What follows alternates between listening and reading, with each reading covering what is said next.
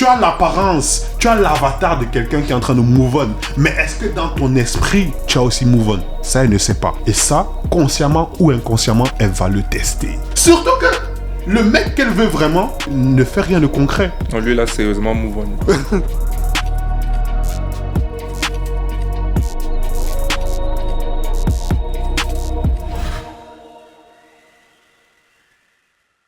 Salut l'équipe, j'espère que vous allez bien au moment où vous cliquez sur cette vidéo. Là, je vois bien certains d'entre vous derrière vos écrans en train de vous demander mais c'est qui lui? Qu'est-ce qu'il fait là?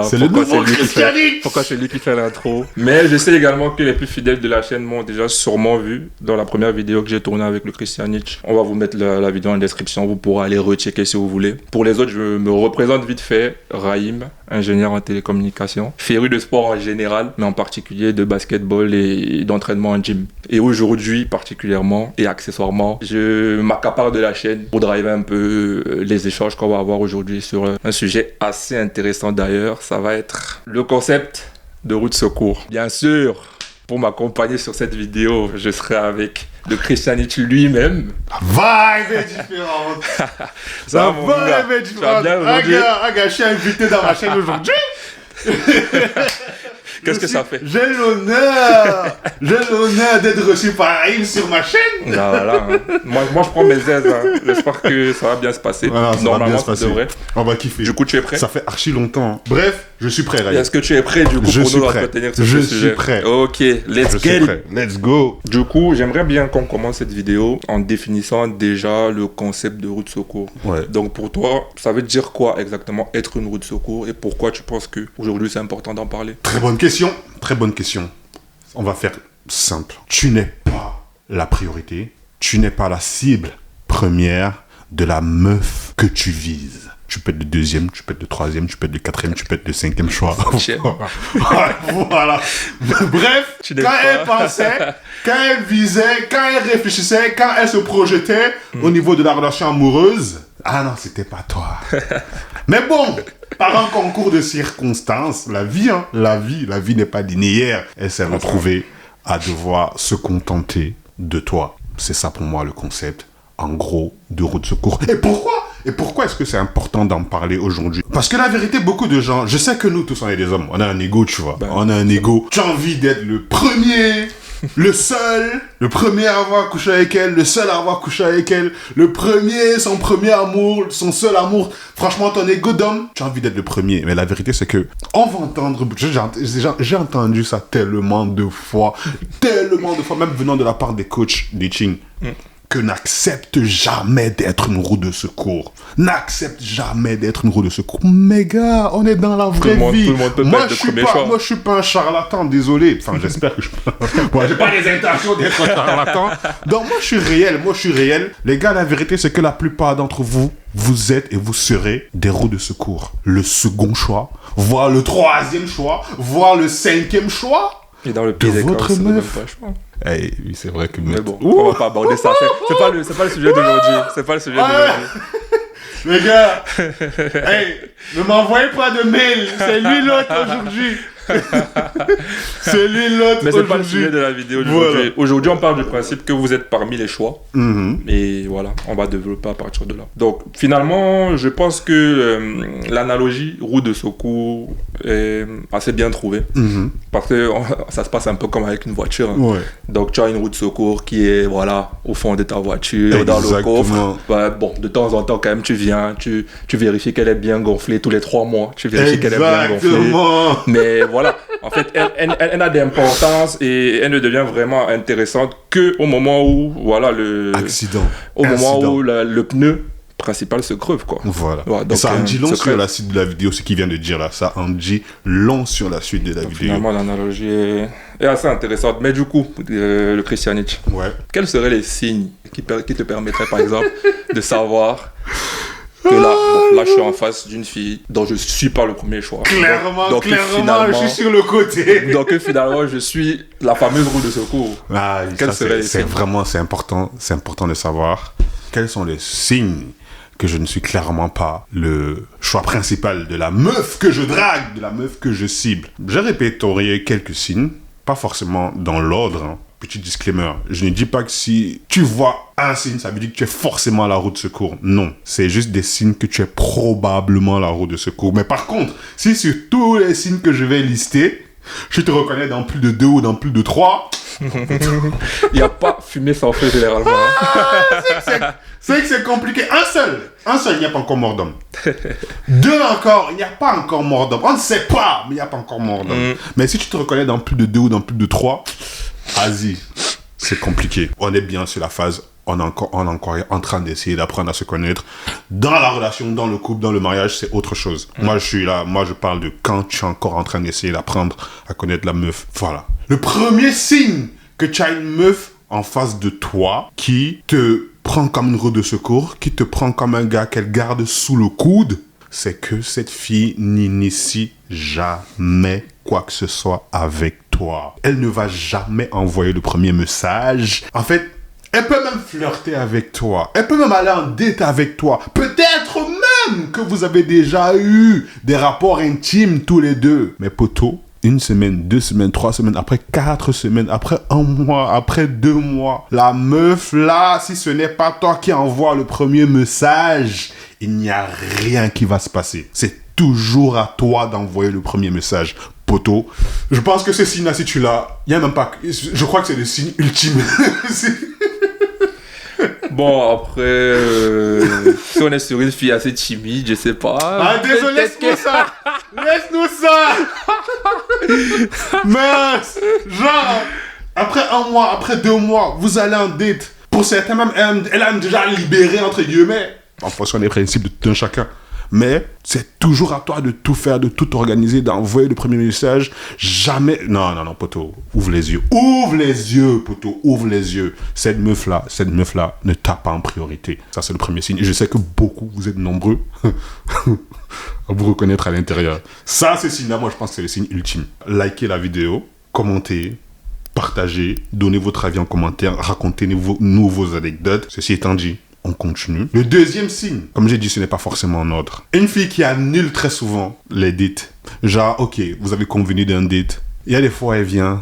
Il y a des fois où, soit que ce soit la dernière minute, que ce soit la veille ou je sais pas trop quoi, elle annule. Ça, c'est une fille qui, vraiment, son intérêt pour toi n'est pas encore assez fort. Je ne vais pas vous mentir. Il y a beaucoup de filles qui... Peut-être parce qu'elles n'ont rien à faire, peut-être parce que le gars qu'elle veut vraiment ne dit rien de concret, ne fait rien de concret. Du coup, elle va accepter le date avec toi. Elle va accepter tes avances. Elle va même flirter avec toi en attendant et en espérant que le gars qu'elle veut vraiment se manifeste. Donc, imagine ce scénario où toi, tu as convenu du date avec elle samedi à 15h. Poto, je te promets que si vendredi soir, le mec qu'elle veut vraiment lui écrit et lui dit et lui propose un date ce même samedi-là, même pas forcément à 15h, peut-être même en soirée, qu'est-ce que tu crois qu'elle va faire? Qu'est-ce que tu crois qu'elle va faire? Elle va annuler. C'est réel. Elle va annuler. Moi, je vais m'aller dans un cas extrême. Vas-y, dis-nous ça. Là, tu as un date avec elle à 16h. Supposons qu'il est 15h, elle est en route pour le date. Et sur le chemin, je sais pas, elle croise quelqu'un, un gars, c'est totalement son style. Et comme par hasard, le gars l'aborde. Il lui dit, tu as quelque chose, tu fais un truc là tout de suite, est-ce qu'on peut aller prendre un café? Elle va partir, gros. Là, elle t'écrit directement le message. Tu vas me détester. On sent un gars qui connaît. Tu vas me détester. C'est une dinguerie. Et le game-ci, dans ce jeu-ci, c'est rude. C'est comme le marché du dating, la scène du dating. Eh non, poteau, c'est chacun pour soi, Dieu pour tous. C'est tendu. C'est chacun pour soi, Dieu pour tous, poteau. Hey, gros, moi j'ai vu, ce n'est pas qu'on m'a dit, dans mon entourage, une meuf qui était fiancée à un mec, à 2 semaines du mariage. Le mec qu'elle voulait vraiment est venu lui dire, moi je te veux. Gros, elle a annulé le mariage. Malheureusement, c'est ça. C'est une dinguerie, gars. Le mec qu'on attège là, gros, il est rentré dans une dépression terrible. Logiquement.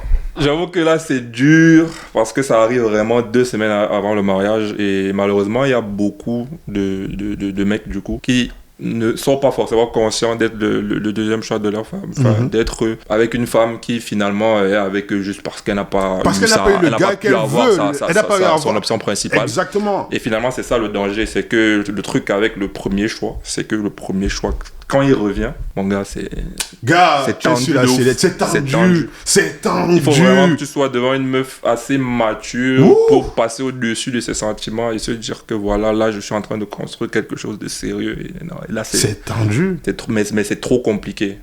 Même pour que la meuf finisse par rester avec toi, ça va vraiment être une bataille intérieure pour elle. Et c'est compliqué. Et en vrai, même toi en tant que mec, tu es en couple avec ta meuf, vous êtes bien, mais il y aura forcément des moments où tu vas te dire, ça aurait pu te donner quoi avec l'autre? Si vraiment ça avait marché avec cette meuf-là, qu'est-ce que ça aurait pu donner? Surtout dans les moments de faiblesse, les moments où peut-être votre couple ne va pas super bien. En difficulté, ouais. Il y aura forcément un moment où tu vas te poser la question, waouh, si mon ex, si ça avait fonctionné, ou bien si la meuf que je voulais vraiment, si ça avait fonctionné entre nous, qu'est-ce que ça aurait pu donner? C'est pas une bonne chose à faire. Je vous promets que c'est pas une bonne chose à faire. Mais vous imaginez si vous-même en tant que mec, vous arrivez souvent à vous poser ce genre de questions. Combien peut faire de raisons la meuf qui en fait est avec vous par dépit.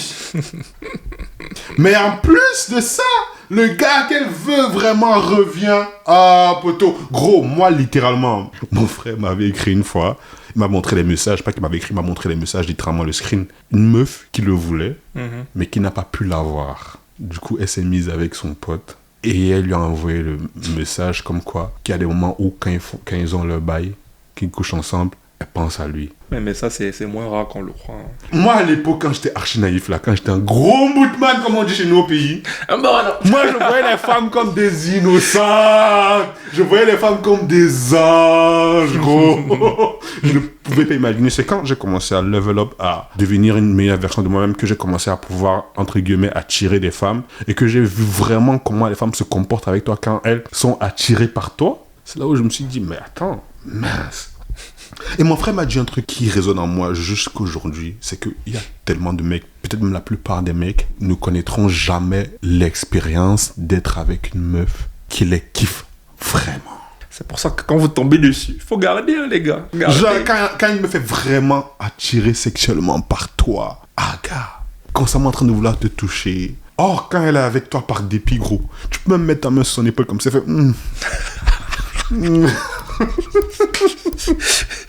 Tu es là chaque soir, tu supplies. Juste un petit coup, juste un petit coup. Pardon. Pourquoi je dis ça? En fait, c'est une dingue. Attends, je te montre un tweet sur lequel je suis tombé. Lis ça à voix haute. Je réalise que si je veux me marier, il faut que j'arrête de m'intéresser à mon style d'homme. Wow, attends. Wow. Bah du coup, en vrai, si elle arrête de s'intéresser à son style d'homme, ça veut dire qu'elle va s'intéresser à un style qui n'est pas forcément le sien. Donc du coup, il n'y aura pas l'attirance dont le christianisme vient de parler. Donc ça va être compliqué. Ça va être compliqué. Quand elle va aller au taf et qu'elle va rencontrer son style de mec, gars, pris pour tomber sur une femme vraiment mature. Vraiment mature. C'est ça qui va faire la différence. Vraiment mature. Genre qu'il y a une femme qui peut gagner la bataille intérieure là. Ouais, parce qu'elle existe, la bataille intérieure. La bataille là, elle est qui sérieuse. peut la gagner, franchement, c'est bien. C'était une longue parenthèse, les gars. Une longue parenthèse. On revient sur les signes. On revient sur les signes. Je pense qu'il y a des gars qui sont déjà en train de remettre des vies en question. On est tous passés par là, gars. En fait, le but de la chaîne, je dis toujours, le but de ma chaîne, c'est de montrer à ceux qui n'ont aucun espoir, entre guillemets, aucun espoir, pour qui toutes les femmes sont pareilles, pour qui toutes les femmes sont des PUTES, c'est non. Il y a de bonnes femmes ici dehors, il y a plein de bonnes femmes ici dehors, sûr, hein.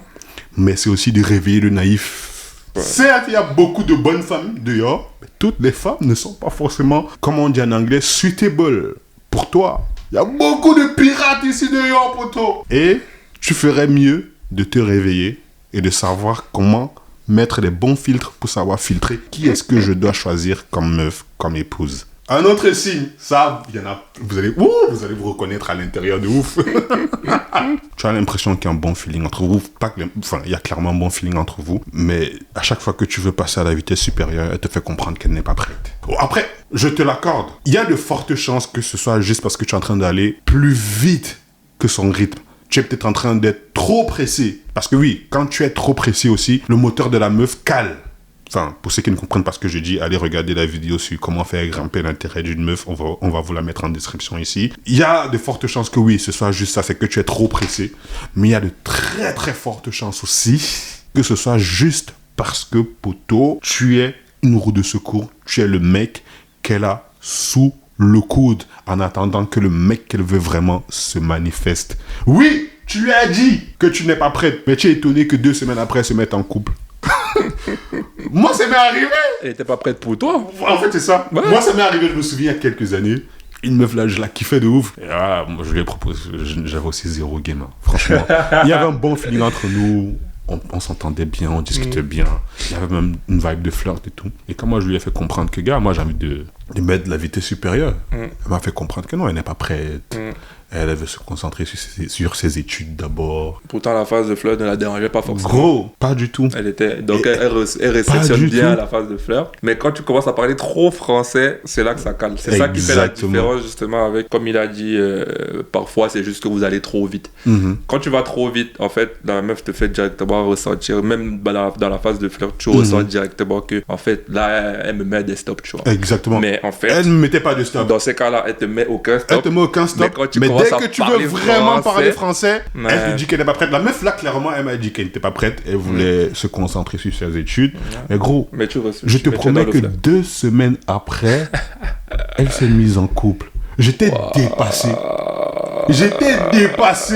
Terminé. En mode, quoi? Mais je lui ai pas dit ça. J'ai gardé ça dans mon cœur en mode, waouh. C'est pas la meuf qui m'a dit qu'elle n'était pas prête. Après, des 2 choses l'une, ça se trouve, elle a rencontré le gars pendant les 2 semaines, mais c'est très peu probable. C'est un gars avec qui elle parle depuis bien longtemps, donc en même temps que toi, en fait. Et en gros, la vérité, c'est que si une fille te dit c'est pas toi, c'est moi, ou bien elle te dit qu'elle n'est pas prête, gros, c'est définitivement toi le problème.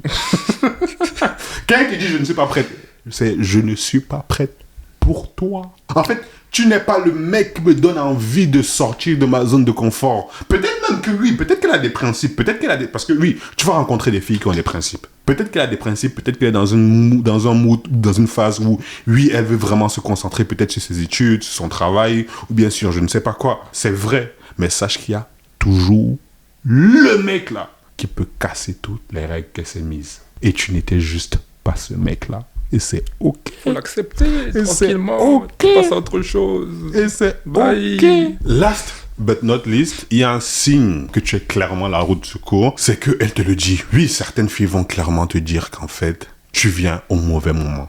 Que ce soit peut-être parce qu'elle sort d'une relation amoureuse, que ce soit peut-être parce qu'elle a déjà des vues sur un autre mec. Il y a certaines filles qui seront honnêtes avec toi, elles vont te dire, tu sais quoi, là, actuellement, là, je n'ai pas la tête à me poser. Que ce soit avec toi ou bien avec un autre, peut-être parce qu'elle sort de relation, peut-être parce qu'elle a déjà des vues sur un... Enfin, elle va te le dire clairement, elle va te le dire, tu vois. Tu n'auras pas besoin de deviner, elle te le dit clairement. C'est la meilleure chose qui peut t'arriver. Je crois que c'est la meilleure chose. Moi, ça m'est arrivé littéralement. Avant de rencontrer ma chère et tendre épouse, il y a une fille, peut-être 1 an ou 2 avant, il y a une fille, on va l'appeler Pamela.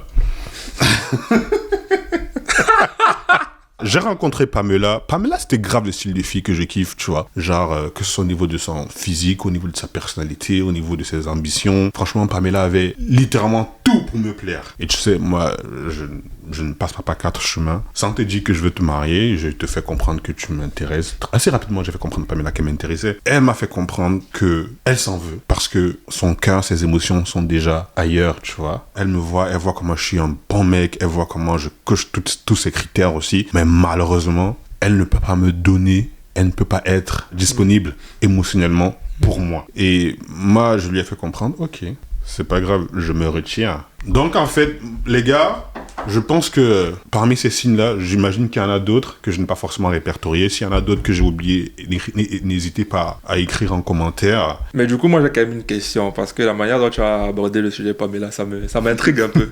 Moi, j'aimerais savoir, supposons que Pamela soit revenue là, au moment et que tu es célibataire, que tu étais célibataire. Est-ce que tu aurais accepté de la récupérer? En toute honnêteté, tu vois, je t'ai dit, c'est une fille, de l'impression que j'avais d'elle, elle cochait vraiment la plupart de mes cases au niveau de sa personnalité, au niveau de son physique, au niveau de sa vision de la vie. En toute objectivité, je pense que j'aurais quand même tenté le coup pour le coup. Je sais que c'est une dinguerie, La vérité, c'est qu'elle-même, elle m'a dit ça. La vérité, c'est que... La vérité, c'est qu'elle-même... En fait, ce que je vous ai pas dit, c'est quoi? C'est que quand je me suis retiré là, j'ai dit à Pamela, je lui ai dit clair et net que, tu sais, Pamela, tu m'as dit que tes émotions sont chez un autre gars. Je ne vais pas me battre. Je me retire. Mais si jamais tu changes d'avis et que je suis encore célibataire, vas-y. Et elle m'a clairement, elle aussi, posé la question de... Ah ouais, tu accepterais? Tu ne verrais pas ça comme si tu étais juste ma roue de secours? Bah oui. Moi, ça m'étonne que tu me dises que tu aurais... Je peux comprendre que les gens soient choqués. Je peux comprendre, mais je sais ce sur quoi je comptais. Je sais vraiment, c'était mon cas, je sais ce sur quoi je comptais, tu vois. Ok, mais est-ce que du coup, toi, tu conseillerais ça à quelqu'un d'autre? Très bonne question. En fait, c'est même ça le but de la vidéo, tu vois. En fait, pour moi, la question, ce n'est pas est-ce que je conseillerais ça à quelqu'un d'autre. La question, ce n'est pas est-ce que tu accepterais d'être la roue de secours. Pour moi, ce n'est pas ça la bonne question qu'il faut poser. Je connais la réalité du terrain. En fait, il faut, en tant que mec, en tant qu'homme, il faut savoir, on dit souvent, il faut être, en anglais, ils disent, il faut être self-aware. Beaucoup de gens ne sont pas conscients de ce qu'ils sont, ou bien de ce qu'ils ont, des cartes qu'ils ont en main, et c'est pour ça qu'ils font n'importe quoi. C'est très, très important d'être conscient de sa situation et de comment le monde est autour de toi. Pour pas que tu sois dans une illusion, dans une désillusion, comme on voit beaucoup de mecs et beaucoup de filles. Hey, je ne peux jamais accepter d'être le second choix. Hey, la vérité, comme j'ai dit au début, la plupart d'entre vous êtes et seraient même des 5e choix. Sachant ça, je sais que beaucoup de fois aussi, les relations amoureuses, c'est une question de timing. Gros, la fille que tu vois qui est jolie, là, la fille que tu vois qui a l'air bien, qu'est-ce que les filles disent souvent? La plupart des bons mecs sont déjà pris. Si tu vois qu'elle est bien, il y a de très fortes chances que les mecs autour de toi et les mecs autour d'elle aussi la voient bien. Tu n'es pas le premier mec qu'elle va rencontrer de sa life. Elle a forcément rencontré des gens avant toi. Et très souvent, les relations, c'est une question de timing. Est-ce que tu es venu au bon moment ou pas? Donc moi, la question que moi je vais plutôt poser, c'est pas est-ce qu'il faut accepter d'être la roue de secours? Je pars déjà du principe que tu es probablement une roue de secours. Mais la question, c'est plutôt comment être une bonne roue de secours? Comment ne pas être le mec qu'elle utilise comme un pansement? Comment ne pas être le mec qu'elle choisit par dépit, par défaut, en mode j'avais pas d'option et je vais juste me contenter de lui, mais plutôt être le mec en fait qu'elle regarde avec wow, donc j'aurais pu passer à côté de ça? Le mec en fait quand elle apprend, elle se rend compte que wow, c'est quoi ce charisme? En fait, j'aurais pu passer à côté de cette merveille. Et tout ce qu'elle peut faire, tout ce qu'elle peut dire, c'est remercier Dieu, pour ceux qui sont croyants, d'être tombé sur toi, de ne pas avoir choisi le mec qu'elle pensait vouloir au début, tu vois. Et moi, c'est ça la question. Comment être ce mec charismatique où finalement elle se dit Dieu merci, et non pas juste le pansement qui va venir penser ses blessures, ou bien être le choix par dépit, être le choix quand elle te voit et souffle, qui va juste lui rappeler sa misère, entre guillemets, dating. Parce que beaucoup de gars sont là-dedans. Non. Moi, je suis pas d'accord avec ce que tu viens de dire. Là. Encore, si tu n'étais pas au courant, pourquoi pas? Là, tu pars dans la relation, tu es sûrement le deuxième choix, mais tu ne sais pas si tu es le deuxième choix. Pourquoi pas? Mais toi, tu as eu la chance d'être informé du fait que tu n'es pas le premier choix et tu me dis quand même que tu vas entrer dans la relation dans ces circonstances-là. Pour moi, tu ne devrais pas. Tu ne devrais pas tout simplement parce que aujourd'hui, pour moi, pas pour moi, c'est ça. Il y a tellement de couples aujourd'hui survivent parce que le premier choix, justement, le leur permettent. Dès le moment où le premier choix fait une démarche de retour sur la meuf, sur le gars, moi je prends même les deux. Il y a des possibilités, donc les possibilités sont... Ton couple est tellement en danger en fait, surtout dans le cas que tu viens de me décrire. Après, il y a d'autres cas où ça peut passer, mais surtout dans le cas que tu viens de me décrire. Moi je te dis, même au début de la vidéo, tu as encore parlé d'un couple, 2 semaines avant le mariage, on a tout annulé. Ça, c'est vrai. Et parfois, justement, ça part du fait que la meuf, 2 semaines avant son mariage, elle fait un petit message au gars, elle lui dit « Ouais, c'est juste pour t'informer que je me marie dans 2 semaines. » Il y a tellement de meufs qui font ça, ça c'est réel. Ça c'est réel. Nous, on lit entre les lignes, on sait très bien ce que ça veut dire. Ça, c'est réel. On sait très bien, le message caché, c'est est-ce que tu es sûr? Est-ce que tu es sûr? Est-ce que tu es sûr que tu veux me laisser partir vers un autre homme? Donc, pour moi, si toi, tu as eu la possibilité, tu as vraiment eu la chance de savoir que, voilà, là où je vais, là, j'étais pas le premier choix. Franchement, pour moi, tu dois te retirer. Mais bon, partons du principe que, voilà, toi, tu as pris sur toi, tu as assumé voilà, tu connais ton karaté. Du coup, tu te mets en couple avec la meuf. Donc là, tu veux m'expliquer que il y aurait des actions que tu peux mettre en place, que tu puisses mettre en place pour que, voilà, les choses se passent... Oui. En fait, Raïm, je te comprends. Je suis 100% d'accord avec toi. En fait, au début, quand je commençais encore à comprendre le game, j'aurais été de ton avis à 100%. Genre, hey, t'as eu la chance de savoir que tu es le second choix. Tu as eu la chance de voir les signaux. Qu'est-ce que tu fous là? Dégage complètement. Je serais 100% d'accord avec toi. Et c'est vrai, c'est ce que j'ai fait. J'ai dégagé.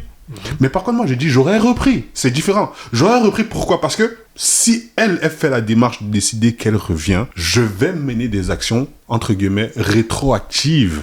De telle sorte que quand je vais décider que officiellement on se met ensemble, cette fille-là, quelque part, son cerveau serait déjà complètement, entre guillemets, retourné. Ce n'est pas de la manipulation, mais c'est vraiment c'est vraiment, j'ai mis des actions en place pour que, pas qu'elle puisse oublier son ex, mais en fait, comme je dis toujours, dans la vie, tu peux savoir où tu vas quand tu sais d'où tu viens. Quand je connais ma situation, je peux savoir qu'est-ce que je peux mettre en place pour arriver là où je veux arriver. Oh, celui qui va rentrer, qui est clueless, qui ne sait même pas s'il est le deuxième choix, s'il est le troisième choix. C'est comme ça.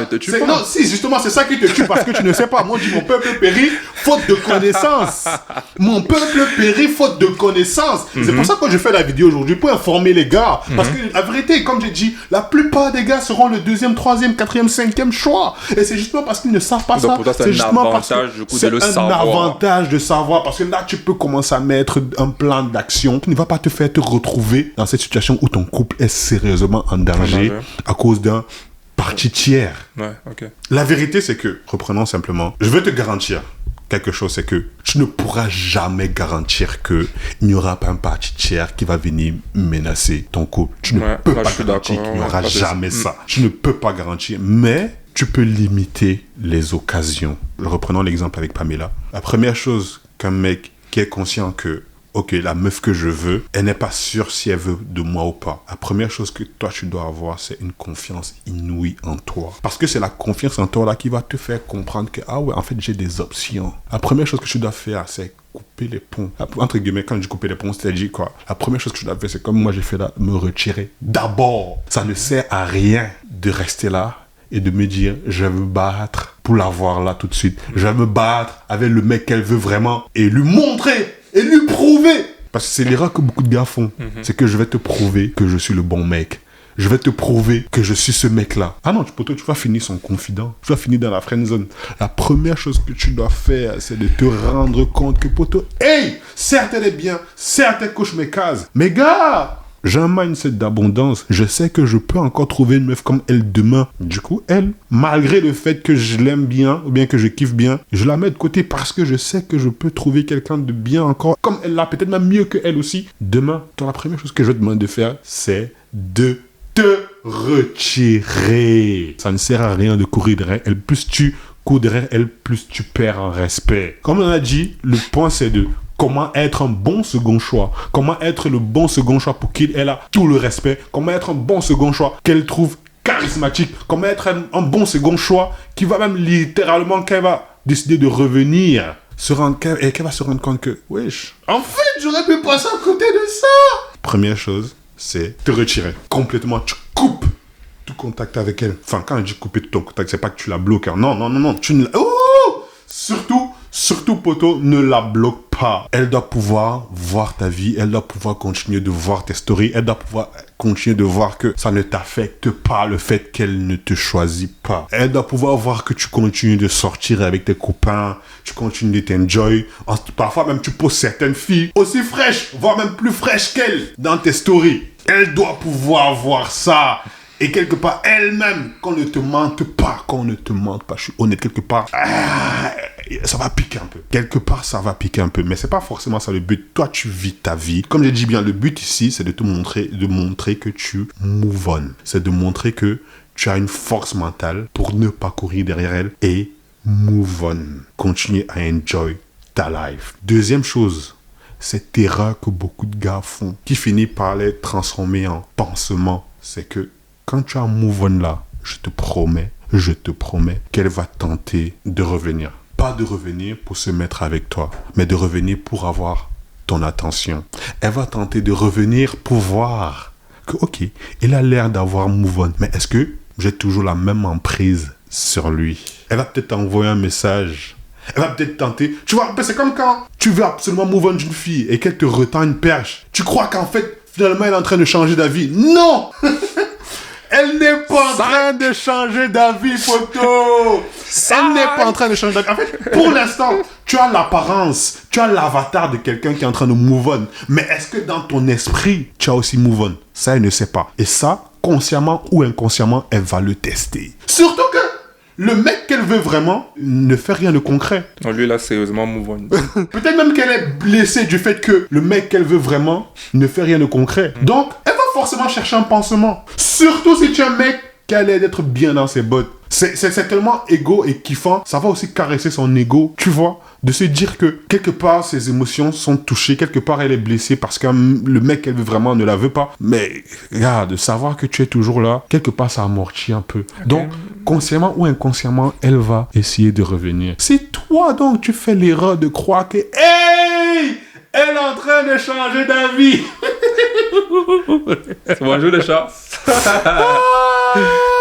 Ça risque même de se transformer en friendzone, tu vas rester là-bas. Point. Ce que tu dois faire, poteau, c'est que tu dois stand on. Je sais que c'est compliqué, je sais que c'est dur, je sais que c'est difficile. Cette fille, tu la kiffes plus ou moins. Donc, c'est difficile de ne pas être tout gli quand elle t'écrit. Non, poteau, quand elle t'écrit, hein, tu dois supposer quand elle t'écrit qu'elle veut un date. Quand elle t'écrit, propose-lui un date. Si elle parle chinois, tu arrêtes.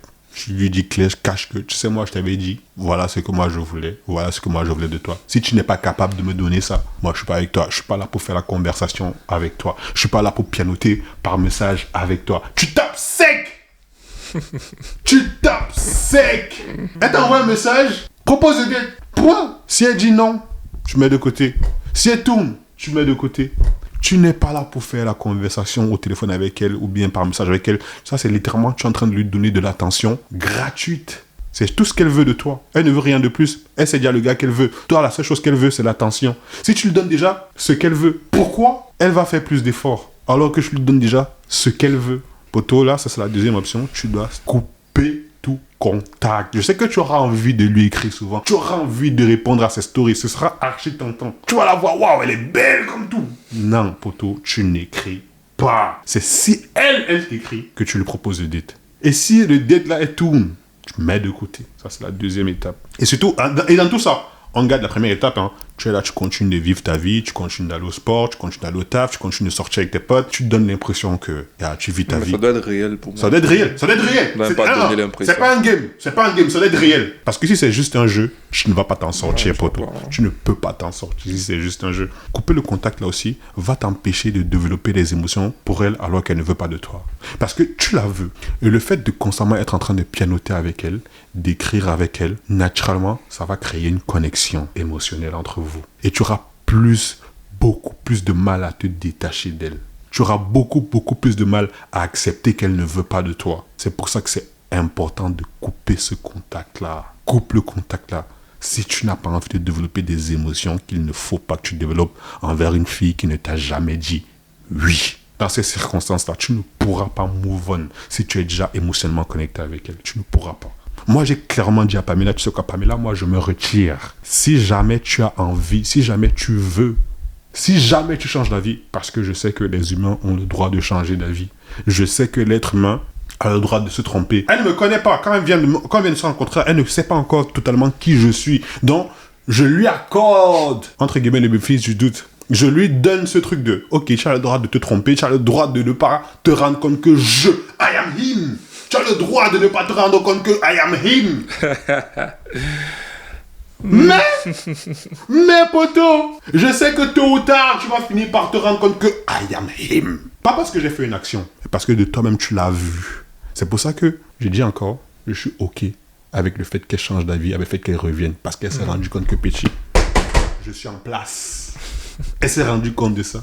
C'est pour ça que je dis qu'il faut avoir une extrême confiance en vous. C'est ça qui va vous aider à ce niveau-là. Je sais que I am him. Et je lui ai dit, si jamais tu changes d'avis et que je suis encore célibataire, là on verra, pourquoi pas. Pourquoi pas cheminer ensemble. Je n'ai pas dit qu'on va se mettre ensemble. J'ai dit, on verra si on peut cheminer pour voir si ça vaut le coup de se mettre ensemble. Donc là où je suis là, je lui ai montré clairement que je ne serai pas ton larbin. Je ne serai pas le mec qui va courir derrière toi. Je ne serai pas le mec qui va essayer de te prouver. Vas-y, choisis-moi. Pas du tout. Le respect qu'elle a pour moi, je suis désolé, monte. Gros, cette meuf-là, alors que je lui avais déjà dit ça, elle continuait de m'envoyer les 20 audios. Je répondais juste un petit paragraphe. Ok, machin, tranquille. Point. Pourquoi? Parce que, gars, le charisme est forcément monté. Le charisme est forcément monté dans son esprit. Et la troisième option, last but not least, c'est le plus important à ce niveau.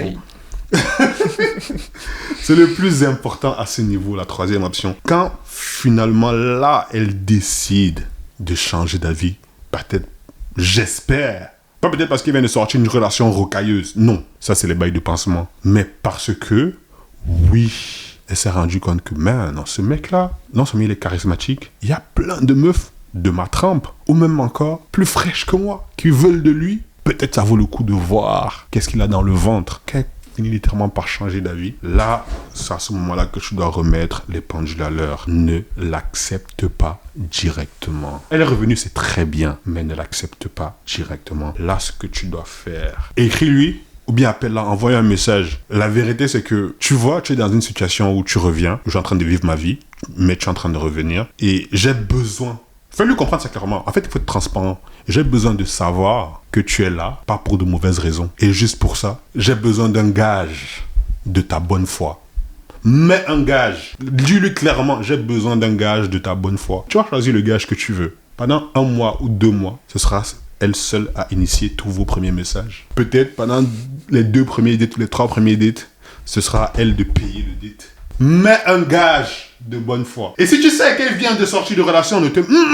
laisse le temps passer pour voir si elle a vraiment le cardio là. En fait, il faut que tu aies confiance en toi. Il faut que tu saches que tu as des options. Parce que si tu as peur de la perdre à ce niveau-là, si tu as peur de la perdre, poto, tu vas la perdre. À ce niveau-ci, tu ne dois pas du tout avoir peur de la perdre. Tu dois lui dire, j'ai besoin d'un gage de ta bonne foi. Si elle passe le gage là, tant mieux. Si elle ne le passe pas, tant pis.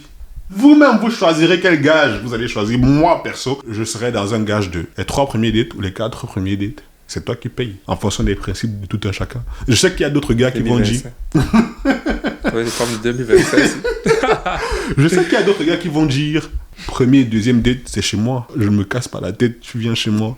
En fait, je choisis. Ça, c'est en fonction des principes de tout un chacun. Mais pour moi, ça aurait été ça mon gage. Et je sais que la fille qui aura le cardio de réussir mon gage... Après ça, non, c'est que cette fille-là, vraiment, elle est en train de me voir comme ça vaut la peine. Il vaut la peine. J'ai déjà charismé cette meuf-là. J'ai déjà remis les pendules à l'heure dans l'esprit de cette meuf-là. Quand elle me voit, si elle fait ça, c'est parce qu'elle voit que je suis vraiment le mec à avoir. Franchement, si tu as pu développer tout ce que tu as dit, tu as pu développer ton sexe social, tu es monté en charisme, tout ça, mettre en place tout ce que tu as cité là pour cette fille-là, sachant que si tu as pu développer tout ça, forcément, il y a d'autres filles autour de toi. Exactement. Pour moi, ça n'en vaut pas la peine. C'est pour ça que finalement, je disais, gars, laisse-la. Mais en vrai, et c'est ça la conclusion. En vrai, si tu as pu level up, si tu as autant développé qui tu es, ton cercle social, il y a de très fortes chances que tu ne sois pas à la route de secours.